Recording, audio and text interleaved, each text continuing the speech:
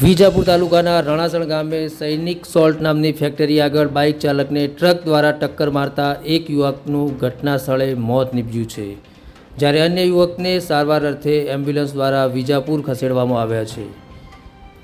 વિજાપુર તાલુકાના રણાસણે સૈનિક સોલ્ટ નામની ફેક્ટરી આગળ એક અકસ્માત થયો છે, જેમાં ઝાલા જયેન્દ્રસિંહ વાઘસિંહ નામના 32 વર્ષના યુવાનનું મોત થયેલ છે અને અન્ય યુવકને વિજાપુર ખસેડવામાં આવ્યો છે. અકસ્માત થયેલ યુવાનો તલોદ તાલુકાના અમરાપુર ગામના હોવાનું જાણવા મળેલ છે. અકસ્માતના સમાચાર મળતા ગ્રામજનોના ટોળેટોળા ઉમટ્યા હતા. ઘટના સ્થળે પોલીસ પણ હાજર છે. એમ્બ્યુલન્સ દ્વારા ઘાયલ યુવાનને સારવાર અર્થે વિજાપુર ખસેડવામાં આવ્યો છે.